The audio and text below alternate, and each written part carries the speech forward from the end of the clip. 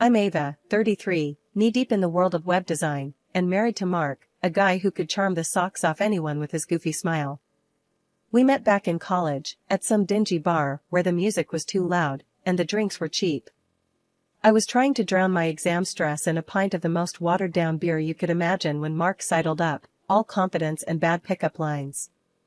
"You look like you've lost your last friend, can I apply for the position?" he had said, and despite the cheesiness, I laughed. That laugh sealed our fate. Fast forward through years of cramped apartments, late-night takeouts, and dreams bigger than our paychecks, we tied the knot, ready to start a family. But, as it turned out, dreaming was the easy part. Years went by with no baby in sight. Every negative test felt like a punch in the gut, and the silence in our home grew louder with each passing month. Mark tried to keep things light, always the joker, but I saw the strain behind his eyes. "Hey, we still got each other, right? Me, you, and this invisible baby makes 3. He'd jest, trying to wrap me in a hug as I stared off into space, wondering why something that came so easily to others was out of our reach. One chilly morning, feeling off and a bit queasy, I called in sick. Alone, with Mark off to work, I found myself staring at a pregnancy test in the bathroom. "What the heck?" I muttered to myself, the words echoing off the tiles. The silence of waiting was suffocating, and when those 2 little lines appeared, I couldn't breathe. "No freaking way," I whispered, my heart slamming against my ribs. I was still staring at the test, disbelief and joy warring in my chest, when Mark came home. He found me on the sofa, the test clutched in my hand like some precious talisman. "What's up? You look like you've seen a ghost," he said, dropping his keys and coming over. We're pregnant," I managed, the words feeling foreign on my tongue. He froze, his eyes flicking down to the test and then back up to meet mine. "Are you shitting me?" he blurted out, the shock on his face mirroring my own feelings. "No, I'm not," I said, a laugh bubbling up from somewhere deep inside. "I'm not shitting you." The moment stretched out between us, filled with a wild, disbelieving joy. Then, Mark scooped me up, twirling me around like we were in some kind of movie. "I'm gonna be a dad," he yelled, laughing, his usual reserve lost in the moment. The next day, he came home with a small box, wrapped clumsily in shiny paper. "For you," he said, a shy grin on his face. Inside was a pair of earrings, mother of pearl, shimmering softly. They were beautiful, unusual, and very noticeable. "To celebrate our little miracle," he said, his voice thick. I touched the earrings, then reached up to kiss him. "Thank you," I whispered, my eyes filling with tears. Not just for the gift, but for this moment, for us, for everything we had endured to get here. Mark, always the one to break a sentimental moment with humor, winked and said, "Now, don't go saying I never give you anything nice." Those earrings became my talisman, a symbol of our unexpected joy, a reminder of the day everything changed. After the initial shock and joy, reality set in. Pregnancy wasn't the glowing experience I'd been sold by every happy family photo and movie. It was hard, really hard. Morning sickness should have been called all-day sickness. I was a web designer by trade, glued to my screen, but now even the faint glow made me queasy. Mark was as supportive as he could be, but there's only so much understanding a guy can have when he's not the one turning into a human barf machine. "Babe, can you try working from the bed? Maybe it'll help," he suggested one evening, finding me hunched over the trash can in our tiny office. I shot him a look, half irritated, half grateful for his clumsy attempts at problem-solving. "Yeah, 'cause coding while lying down is peak efficiency," I snapped, immediately regretting my sharpness. "Sorry, it's just, this is tough." As the weeks trudged on, my body became a foreign entity. I gained weight, my back ached constantly, and I developed a weird aversion to the smell of coffee, which used to be my morning lifeline. Mark tried to help by switching to tea, but he wasn't happy. "This is like drinking sad water," he complained one morning, staring mournfully at his mug. "I'd kill for a cup of sad water that didn't make me want to hurl," I retorted, sipping ginger tea that did nothing for my nausea but was supposed to be good for me. Work became my refuge, the one place I felt some control, even as my body rebelled. My manager, seeing my struggle, offered me the chance to work remotely. "Take care of yourself, Ava. We need you at your best, not at your breaking point," she advised over a video call, her face a pixelated mask of concern. "Thanks, I'll try not to code any bugs into the system along with the baby," I joked, grateful for her understanding. Mark was thrilled when I told him about the remote work arrangement. "That's fantastic. You can barf in the comfort of our home now," he said, wrapping me in a careful hug. "Yeah, the glamour is non-stop," I replied dryly, leaning into his warmth. But as the months wore on, the challenges only grew. Every appointment, every ultrasound, was a mix of terror and excitement. Mark was a rock, holding my hand, making bad jokes to the doctors, and promising over and over that he'd be there, no matter what. But as much as Mark was there for me, I couldn't shake the feeling of isolation. My body was doing something miraculous, sure, but it felt more like an alien takeover. I envied women who breezed through pregnancy, who glowed and thrived, while I barely survived. One particularly hard day, after a night of no sleep and too much heartburn, I broke down. "I don't know how I'm supposed to do this, Mark. How do women do this more than once? I feel like I'm falling apart." Mark, ever my rock, pulled me close, stroking my hair back from my tear-streaked face. Hey, we'll get through this. You're the strongest person I know. And remember, at the end of this, we get to meet our little alien overlord. That's got to be worth all the sad water and barf, right?" I couldn't help but laugh through my tears. "Yeah, I guess it is." That was our life now, a series of tough days brightened by moments of humor and love. Despite the difficulties, despite the fear and the pain, we were in it together, waiting for the day our lives would change forever. And in those hard, dark moments, that was enough to keep me going. After the baby came, I thought we'd be living in some kind of bliss. But, let me tell you, it was anything but. Our little bundle of joy? More like a tiny tyrant who refused to sleep. Night after night, it was just me, pacing the floor, trying every trick in the book to get him to settle. "Mark? Useless. I've got work in the morning," he'd grumble from under the pillows, as if I was heading off to a spa day instead of logging into my own mountain of work with a side of zombie-like exhaustion.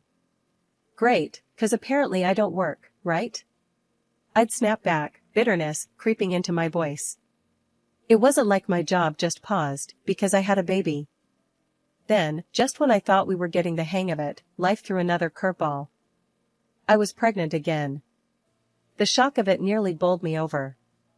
"This can't be happening," I whispered to myself, staring down at the test. 2 kids under 2? How were we going to manage? Mark's reaction? "This is great news." He beamed, clearly not the one who'd have to push another human out of his body or juggle meetings with morning sickness. "Great? Mark, we're barely hanging on as it is," I retorted, my stress level skyrocketing. "We'll manage." "We always do," he said, but his words felt hollow. Easy for him to say.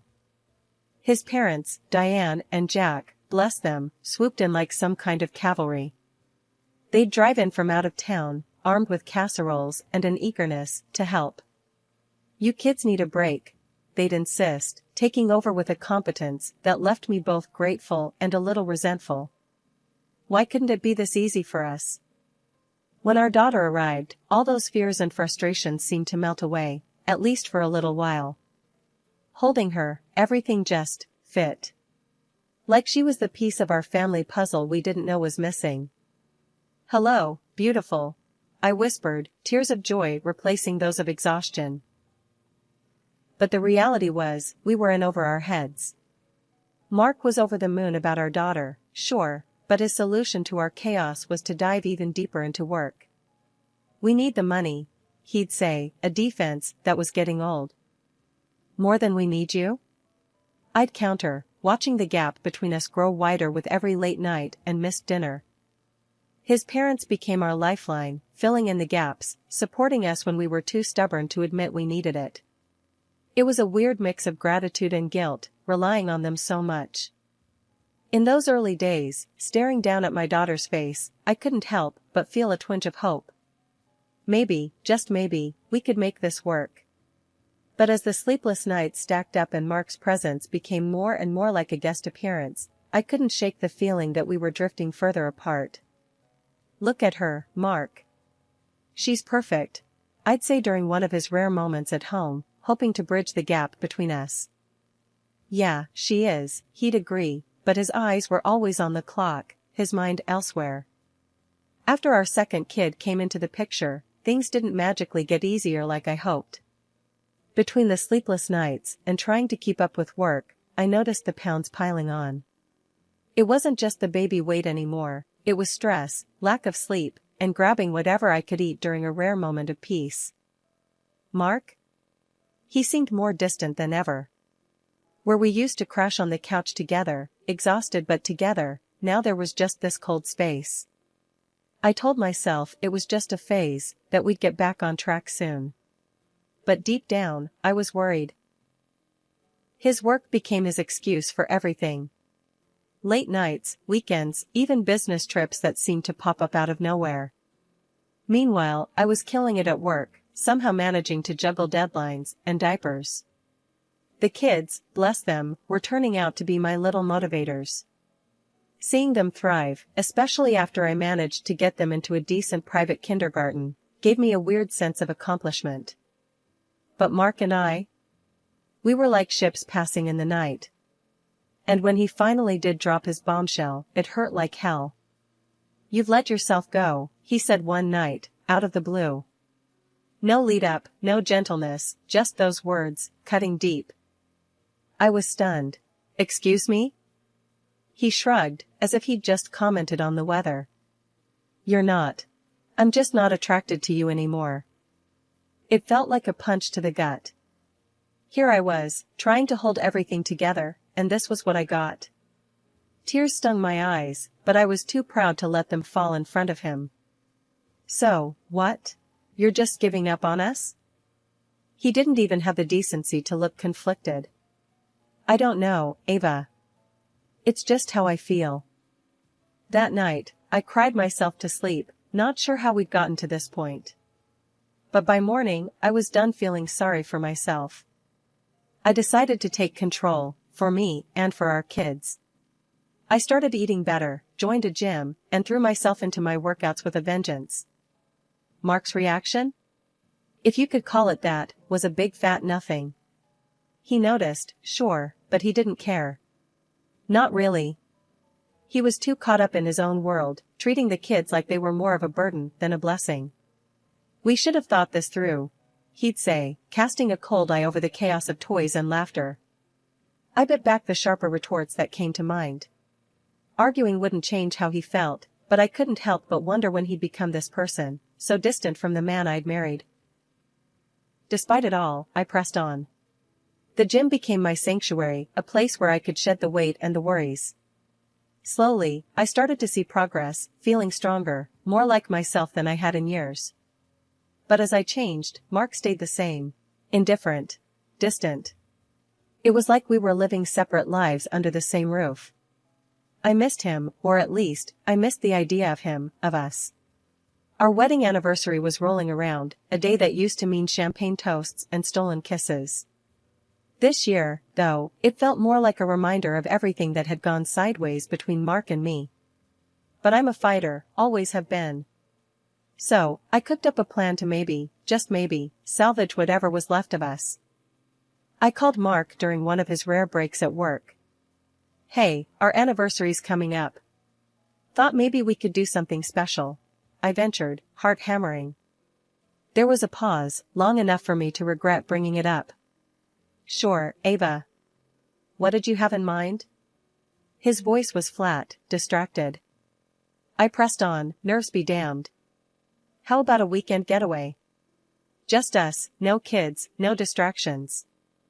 "Sounds expensive," was his immediate response, and I could almost hear his eyebrows raising in skepticism. I bit back a sigh.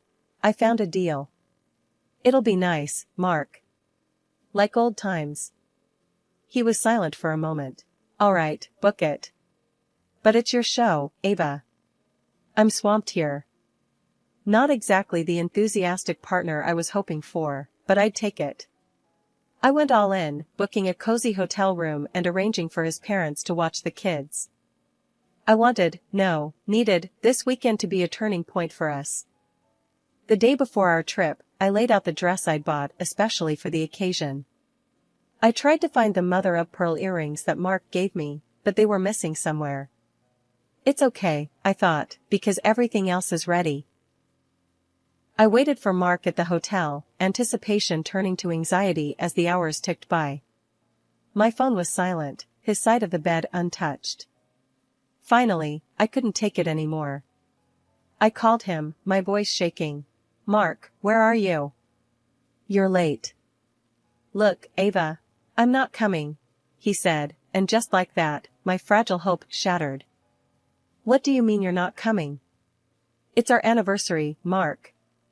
I was on my feet now, pacing the room. He sighed, a sound that felt like a slap. I can't do this, Ava. Pretend everything's okay. I'm sorry. The world spun. So that's it? You're giving up on us? My voice broke, the hurt too raw, too deep. I don't know what else to do, he admitted, and the finality in his voice was a blow I wasn't prepared for. I hung up, numb. The night stretched on, endless and empty. I didn't sleep. How could I? Every second was a reminder of the gaping chasm between us, of the love we'd lost somewhere along the way. The next morning, I made a decision. If Mark had given up, fine. But I wouldn't let this break me. I spent the day at the hotel spa, walked along the beach, and dined alone, surrounded by couples. It was both liberating and profoundly sad. Returning home, I braced myself to face Mark, to confront the ruins of our marriage. But the house was quiet, too quiet. His parents greeted me with confusion and concern. Where's Mark? They asked, echoing the hollow ache in my heart. I didn't have an answer. The truth was, I didn't know where my husband was, physically or emotionally. Our anniversary, once a celebration of us, had turned into a stark, painful milestone marking the end of us. In that moment, I knew things couldn't go on like this. The distance, the silence, the pain, it was too much. I needed more, deserved more. It was time for a change, time to face the future, whatever it might hold, head on. But first, I needed to find those earrings, the last link to a time when love, not loneliness, filled our home. They were gone, just like the man who'd given them to me. And with that realization, the last piece of my broken heart finally gave way. The next few days were a blur of routine, taking care of the kids, working, and the constant, nagging thought of Mark's absence. It wasn't until I was out in the yard with the kids that the piece of the puzzle I wasn't even aware was missing fell right into my lap, or, more accurately, walked right up to my fence. It was our neighbor, Jenny, young and always friendly, but I hadn't really spoken to her since the kids came. Today, she was all smiles, waving at the kids. That's when I saw them, the earrings. My earrings. The mother-of-pearl ones Mark had given me, shimmering in the sunlight as she tucked a strand of hair behind her ear. Nice earrings, I said, trying to keep my voice steady but feeling the sting of betrayal. Jenny touched one ear self-consciously. Oh, these? They were a gift from someone special. She stumbled over her words, her face flushing. Someone special, huh? I couldn't hide my skepticism. They look a lot like a pair I used to love. Went missing recently. The conversation was awkward, full of half-truths and dodged looks. It was clear there was something she wasn't saying. Later that evening, I confronted Mark. We need to talk, I started, my voice firm despite the turmoil inside. What's up? He tried to sound casual, but I could see the tension in his posture. It's over, Mark. I'm filing for divorce, I said without preamble, watching his reaction closely. He blinked, taken aback. What? Why? Don't play dumb. I know about Jenny. The earrings, Mark. And everything else. I pressed on, feeling a mix of anger and heartbreak. For a moment, he looked genuinely shocked. But then, his expression shifted to something darker. He laughed, a harsh, angry sound. So, you found out? Yes, I've been seeing Jenny. Gave her those earrings, because I wanted to. I don't care about us anymore, Ava. His words were like a knife. But I was prepared. I want you out, Mark. And I expect financial compensation for your adventures. He exploded at that. Compensation? You won't get a dime from me. That's when I played my final card. Actually, I recorded our conversation just now. Your confession. It'll be more than enough for court. Mark's anger turned to disbelief, then fear. You can't do that. I just did, I said, the finality in my voice marking the end of our marriage and the beginning of my fight for justice. After I decided to file for divorce, things moved quickly. Armed with the evidence of Mark's infidelity, I felt a grim satisfaction knowing I had the upper hand. The court didn't hesitate. They saw right through Mark's excuses and awarded me financial compensation and alimony for the kids. It was a small victory in the grand scheme of things, but it felt significant. Mark's parents, surprisingly, came out firmly on my side. It was a bitter pill for Mark, realizing he'd lost not just his marriage, but the support of his family too. One afternoon, while the kids played in the yard, Mark's mom, Diane, and I sat down for a rare moment of quiet. "We're so sorry, dear," she began, her voice thick with emotion. "We never raised him to be this way." I nodded, not sure what to say. The betrayal still stung, but seeing them stand by me meant more than I could express. "I appreciate you both. The kids love having you around." Diane reached over and squeezed my hand. "They're our grandkids. We'd do anything for them. And for you. You're more of a daughter to us now than ever." Life after the divorce wasn't easy, but it was mine. The house felt emptier, yet somehow fuller too. Full of possibility, of new beginnings. The kids adapted, resilient as ever, finding joy in the simplest moments. And me? I threw myself into work and motherhood, determined to build a bright future for us. One day, I was at the park with the kids, watching them play, their laughter a balm to my soul, when Diane joined me on the bench. "You're doing an amazing job, Ava," she said, her tone sincere. "Thanks, Diane. It means a lot, coming from you." "We miss you guys when you're not around," I replied, grateful for her and her husband's unwavering support. "We wouldn't be anywhere else. Those kids, and you, are our family, no matter what Mark has done," she stated firmly. The conversation shifted to work, to the kids' latest antics, to the future. It was comforting, this new normal we'd established. A testament to the fact that family isn't always defined by blood, but by the bonds you build. As the months passed, I found strength I didn't know I had. The gym became a regular escape, not just for my physical health, but for my mental well-being too. My body grew stronger, and with it, my confidence. Then, one unexpected afternoon, I ran into Mark at a local cafe. The man sitting across from me was a stranger in many ways, worn down by his choices. "Ava, you look great," he said, almost in awe. I nodded, polite but distant. "Thanks, Mark. How have you been?" "Struggling," he admitted. "Listen, I've been thinking, maybe we could start over?" "I've changed, Ava." The words hung in the air, a tempting offer to rewind time. But looking at him, I realized I didn't want to go back. I had moved forward, built a life that was whole and happy without him. "Mark, I wish you well, I really do. But that part of my life is over. The kids and we're doing great. It's best we keep moving in our own directions," I said, my voice steady. He nodded, disappointment etched on his face. "I understand. I miss the family, you know?" "I know, but we're doing just fine. Take care of yourself, Mark," I replied, standing to leave. Walking away, I felt a surge of empowerment. The encounter, brief as it was, reinforced how far I'd come. I was no longer the woman who waited for her husband to come home. I was Ava, strong, independent, and thriving.